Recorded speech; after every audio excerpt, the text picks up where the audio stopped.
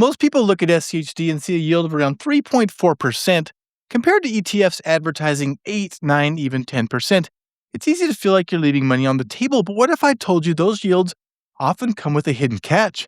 That SCHD can actually get there too, just in a very different way. Right now, SCHD is already paying me close to 4% on my 158 shares, and later in this video, I'm going to introduce you to a group of investors earning a yield on SCHD that most people would never believe is possible. Stick around because by the end of this, you'll never look at SCHD the same way again. So why is the yield on my shares higher than the current 3.4% SCHD is showing right now? It comes down to a simple concept called yield on cost. Instead of measuring your income against today's price, you measure it against what you actually paid. My average cost basis is $27.34 per share. SCHD's trailing 12-month dividend is $1.06 per share, so my real yield on cost is already almost 4%, not the 3.4%, and it's only going to keep climbing. SCHD has grown its dividend every single year since it launched in 2011, and the 2026 full-year dividend is projected to come in somewhere between $1.12 and $1.16 per share. That would push my personal yield on cost to somewhere between 4.1% and 4.2% by the end of the year, just from the dividend growing alone. Now here's where it gets really interesting, and this is the part I really want you to pay close attention to. I know a group of investors who started buying SCHD back in January 2015. No, they don't actually look like that. They actually look more like these guys right here. Anyway, they are the ones responsible for getting me to invest into this ETF. They asked me not to use their real names, so I won't, but their numbers are real. SCHD was trading between $12 and $13 per share back then, split adjusted. Using SCHD's current trailing dividend of $1.06 per share per year, those investors who bought in 2015 and held on are now earning over 8% yield on cost on those shares from the exact same ETF that still shows it pays 3.4% online right now. And here's where it gets even more interesting. If SCHD continues to grow its dividend at a healthy rate, those same investors will get paid a 10% yield on cost in the coming years. And here's the part that gets me personally excited. The shares I own right now are on the exact same path. If the dividend keeps growing the way it has, I'll be looking at a 10% yield on cost too. And for a lot of investors, that milestone is closer than they think.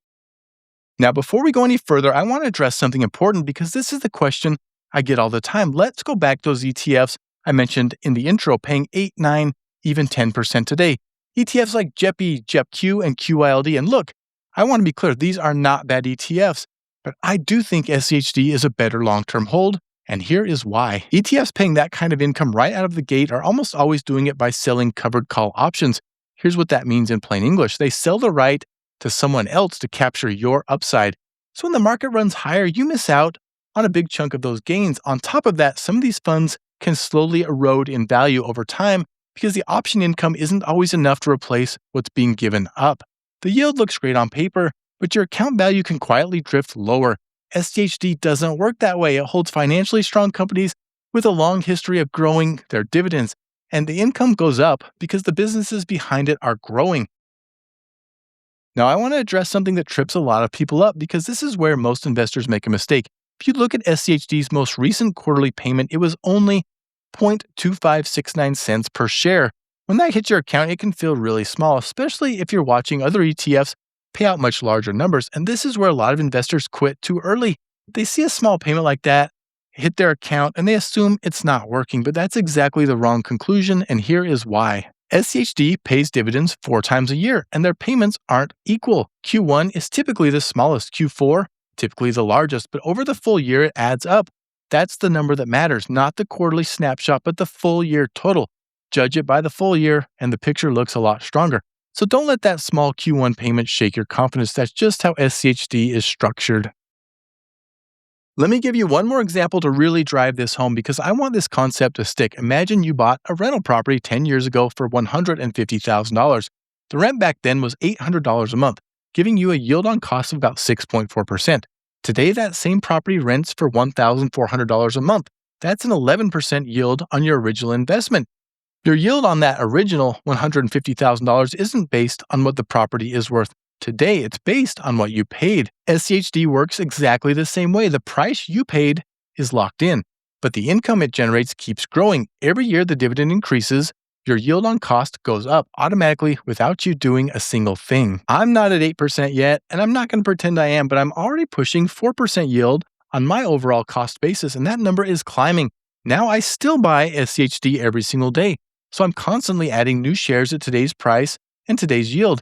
Those newer shares start at 3.4%. But here's the thing, I'm holding all of my shares long term, and as the dividend keeps growing every year, the yield on cost for every share I own keeps moving higher. The older shares lead the way, the newer shares follow. Over time, the whole position rises together. I didn't buy all 158 shares at once. I started small. I've been investing about $5 a day into SCHD, and over time, it became a cycle. More shares, more income, more shares, repeat. You can watch it happening in my quarterly dividend payments.